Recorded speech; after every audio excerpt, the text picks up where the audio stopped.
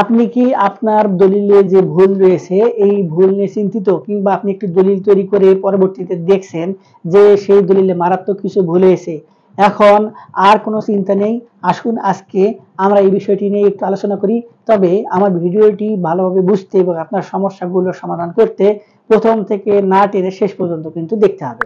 তো ভিডিওটি শুরু করার আগে আপনি যদি আমার এই চ্যানেলে আজকে প্রথম হয়ে থাকেন, তাহলে এই ধরনের আইন বিষয়ক নানান ধরনের গুরুত্বপূর্ণ ভিডিও পেতে আমাদের চ্যানেলটি সাবস্ক্রাইব করে রাখবেন। আর যদি নিয়মিত হয়ে থাকেন তাহলে লাইক, কমেন্ট, শেয়ার করে আমাদেরকে অনুপ্রেরণা দিবেন। দেখুন, সম্পত্তি যখন হস্তান্তর করা হয়, অর্থাৎ সম্পত্তির দাতা যখন গ্রহীতাকে সম্পত্তি হস্তান্তর করে, তখন একটি দলিল তৈরি করা কিন্তু অত্যাবশ্যকীয় গুরুত্বপূর্ণ বিষয়।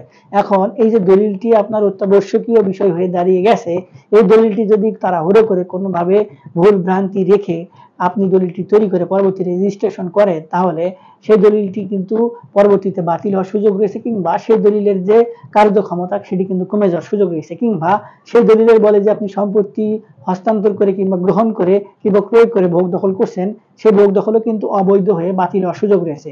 এক্ষেত্রে কিছু কিছু নির্দেশনা দেওয়া হয়েছে যে সেই দলিলগুলো কিছু উপায়ে আপনার সংশোধন করার সুযোগ রয়েছে। এর মধ্যে সর্বপ্রথম বলা হচ্ছে, যাদের কাছ থেকে আপনি দলিলটি তৈরি করে নিয়েছেন, যদি তারা কোনোভাবে দলিলটি তাৎক্ষণিকভাবে আপনাকে সংশোধন করে দেওয়ার চেষ্টা করে, কিংবা তারা যদি স্বেচ্ছা প্রকাশ করে, তাহলে আপনার বিষয়টা ইজি হয়ে যায়। এক্ষেত্রে যদি যে ব্যক্তি আপনার দলিল তৈরি করে দিয়েছেন তিনি এসে সশরীরে মতামতের কথা জানান, তাহলে পরবর্তীতে সেখান থেকে তার মতামতের ভিত্তিতে দলিলটি কিন্তু সংশোধন করে খুব দ্রুতই সমাধান করে দেওয়া সম্ভব, এবং পরবর্তীতে তাদের সেই রিকোয়ারমেন্ট অনুযায়ী কিন্তু বালাম বইয়ে সেগুলো সংশোধন করে দেওয়া যাবে। এক্ষেত্রে পরবর্তীতে যদি আবার নতুন করে সাব রেজিস্ট্রি অফিস থেকে এসিল্যান্ড অফিস থেকে নির্দেশনা প্রদান করা হয় যে আপনারা নতুন একটি দলিল তৈরি করে পরবর্তীতে সেটি আবার রেজিস্ট্রেশন করুন, তাহলে ওই নির্দেশনা মোতাবেক কিন্তু আপনারা সহজেই আরেকটি নির্ভুল দলিল তৈরি করে সেটি রেজিস্ট্রেশন করতে পারবেন। আবার যদি কোনো ক্ষেত্রে এই ভূমি মালিকেরা আপনাদেরকে দলিলটি তৈরি করে পরবর্তীতে সংশোধন করে দিতে না আগ্রহী থাকে, সেক্ষেত্রে ছোটখাটো দালিলিক কিছু ভুল থাকে, করণিক ভুল, অর্থাৎ ধরুন সম্পত্তির বিবরণ যেটি আছে সেটিতে যদি কোনো সমস্যা থাকে, কিংবা আপনার এই যে দলিলে দাতার নাম, গ্রহীতার নাম, ঠিকানা, অ্যাড্রেস, এগুলো নিয়ে যদি কোনো সমস্যা থাকে, তাহলে সেগুলো এখন থেকে কিন্তু ভূমি মন্ত্রণালয় প্রজ্ঞাপন করে দিয়েছেন যে ছোটখাটো কিছু ভুল, এই যে ভুলগুলোর কথা বললাম, এগুলো কিন্তু এসিল্যান্ড সাহেবগণ এসিল্যান্ড অফিসে বসেই সংশোধন করে দিতে পারবেন। এবং এক্ষেত্রে অবশ্যই সেই ভূমি মালিক, অর্থাৎ যে সম্পত্তি আপনাকে দান করেছে কিংবা যে সম্পত্তি আপনাকে হস্তান্তর করেছে, সেই ব্যক্তিদেরকেও কিন্তু কোনো ক্ষেত্রে কনসেন্ট থাকার প্রয়োজন। এবং এই প্রক্রিয়াটা কিন্তু আপনার দলিল তৈরি করার পরে রেজিস্ট্রেশন যখন করলেন তার কিছুদিনের মধ্যে অবশ্যই হতে হবে, এবং এটিকে সর্বোচ্চ তামাদি মেয়াদের 2 মাস 3 মাস পর্যন্ত কেউ কিন্তু বলছে। এখন এর পরে আসলে বিষয়টা কিন্তু অন্যদিকে দাঁড়িয়ে যায়। এখন এসিল্যান্ড অফিসের এখতিয়ারের বাহিরেও কিন্তু কিছু কিছু বিষয় থাকে, তারা তো আর সব বিষয় বিস্তারিতভাবে এগুলো সমাধান করতে পারেন না। এক্ষেত্রে তাদের যে লিমিটেশন, এই লিমিটেশন কিন্তু ভূমি মন্ত্রণালয় থেকে প্রজ্ঞাপন আকারে কিছুদিন আগেই প্রকাশ করা হয়েছে।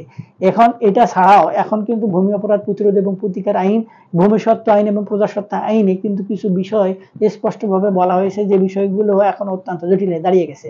এখন যদি আপনার দলিলে এই যে দাগ সংক্রান্ত কিংবা সম্পত্তির মালিকানা সংক্রান্ত কোনো সমস্যা থাকে, কিংবা সেই বিষয়টি আপনি দেখা যাচ্ছে যে তাৎক্ষণিক বুঝতে পারলেন না, সম্পত্তি ভোগ দখল করছেন, দলিলের যখন ফাইনাল কপি বের হয়ে গেছে এসে দেখলেন যে হায় হায়, এই দলিলে তো আমার বিশাল বড় ভুল হয়ে গেছে, এই দলিলটি যদি এখন সংশোধন করতে না পারি তাহলে পরবর্তীতে এই সম্পত্তি ভোগ দখল সংক্রান্ত আমার নানান ধরনের সমস্যা হতে পারে।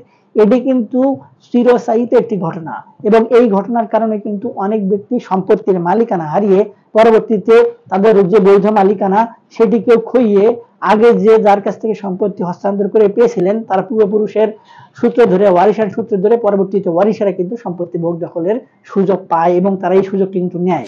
এখন তামাদি আইন যেটা বলে, এই ধরনের যদি কোনো ভুল থাকে, যে ভুলগুলো সাব রেজিস্ট্রি অফিস কিংবা এই যে এসিল্যান্ড অফিস থেকে সংশোধন করার মতো না, কিংবা ভূমি মালিকরা আপনাদেরকে সংশোধন করে দিচ্ছে না, তাহলে আপনারা এই দলিলের ভুল সংশোধন করার জন্য চ্যালেঞ্জ করে আদালতে মামলা দায়ের করতে পারবেন।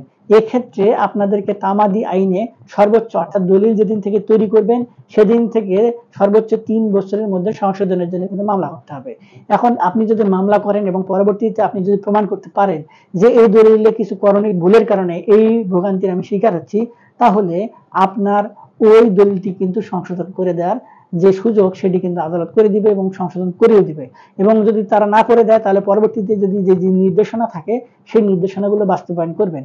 এবং যদি কোনো ক্ষেত্রে যে মালিক অর্থাৎ সম্পত্তির যে দাতা তিনি আপনাকে প্রতারিত করে কিংবা ভুল তথ্য দিয়ে দলিল তৈরি করে দেন, এক্ষেত্রে কিন্তু আপনার তাদের বিরুদ্ধে শাস্তির ব্যবস্থাও কিন্তু এখন রাখা হয়েছে।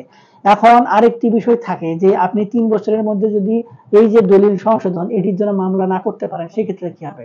অনেক ক্ষেত্রে অনেক ব্যক্তি বিদেশে থাকে, তারা দেশে টাকা পাঠিয়ে তাদের নামে সম্পত্তি ক্রয় করে। দীর্ঘদিন পরে তারা এসে দেখে যে দলিলে কিছু করণিক ভুল কিংবা মারাত্মক কিছু ভুল হয়ে গেছে, যেগুলো সংশোধন করা অত্যন্ত গুরুত্বপূর্ণ। কিংবা কোনো একজন মালিক সম্পত্তি দ্রুত ক্রয় করেছেন, সম্পত্তি ক্রয় করার সময় তাড়াহুড়ো ছিল, দেখা যাচ্ছে যে অনেকেই ওই সম্পত্তিটি ক্রয় করতে চাচ্ছিলেন, যার কারণে তিনি সম্পত্তি রাতের আধারেই বলতে গেলে তৈরি করে ফেলেছেন।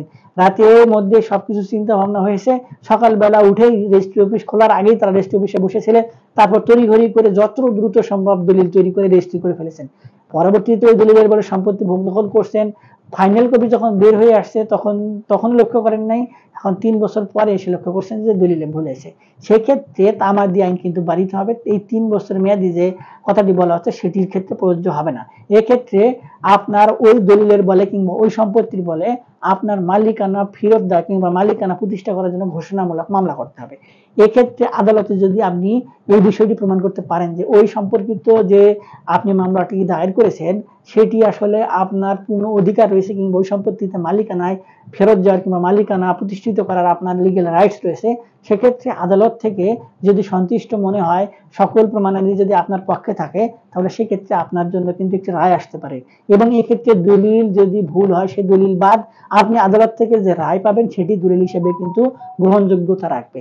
এবং পরবর্তীতে ওই দলিলটি যখন আপনার সাব রেজিস্ট্রি অফিসে পাঠানো হবে, সাব রেজিস্ট্রি অফিস ওই যে রায়ের কপি সেই রায়ের কপির বলেই কিন্তু বালাম বই থেকে যে আনুষঙ্গিক বিষয় থাকে, আনুষঙ্গিক কাগজপত্র থাকে, সেখানে আপনার সমস্ত কিছু সংশোধন করে দেওয়া হবে এবং আপনি ওই রায়ের কপির বলেই কিন্তু সম্পত্তির মালিকানা বুঝে নিয়ে তারপরে সেই সম্পত্তিটি ভোগ দখল করতে পারবেন। কেননা আদালত থেকে কিংবা আইনে বলা আছে একই সম্পত্তির একই বিষয় নিয়ে বারবার কিন্তু মামলা করার সুযোগ নেই। এবং এই সমস্যাগুলো যেন না হয় এই জন্য ভূমি মালিকদের কিছু নির্দেশনা প্রদান করা হয়েছে।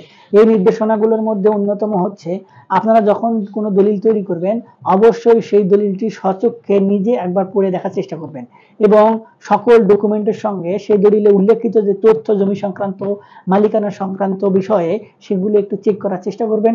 কেননা এগুলো অনেক ক্ষেত্রে আমরা চেক না করার কারণে শুধুমাত্র মোহরি কিংবা দলিল লেখকদের উপর ভরসা করার কারণে পরবর্তীতে কিন্তু এই ভুলগুলো হয়ে থাকে। যদি আমরা সম্পত্তির মালিকরা কিংবা দাতারা একবার বিষয়গুলো খুঁটিয়ে নাটিয়ে তারপরে সম্পূর্ণ চেক করে তারপরে একটি দলিল তৈরি করে সেটি যদি রেজিস্ট্রেশন করি, তখন কিন্তু ভুল হওয়ার সম্ভাবনা খুবই কম থাকে। আবার অনেক ক্ষেত্রে নকশা জটিলতার কারণেও কিন্তু ভুল হয়। তো এই বিষয়গুলো মাথায় নিয়ে আপনাদের কিন্তু কাজ করা উচিত। আর এই বিষয়গুলো নিয়ে যদি আপনারা আরো বিস্তারিত কোনো কিছু জানতে চান, তাহলে আমার ভিডিও নিচে কমেন্ট বক্স রয়েছে, সেখানে কমেন্টস করবেন, আমরা আপনাদের প্রশ্নের উত্তর দেওয়ার চেষ্টা করব। আরো যদি বিস্তারিত কোনো কিছু জানতে চান কিংবা বুঝতে চান, তাহলে একজন ভালো আইনজীবীর পরামর্শ নেয় আপনার জন্য বুদ্ধিমানের কাজ হবে। আজকে এ পর্যন্তই, দেখা হবে সামনে নতুন কোনো ভিডিওতে। ততদিন পর্যন্ত ভালো থাকবেন, ধন্যবাদ।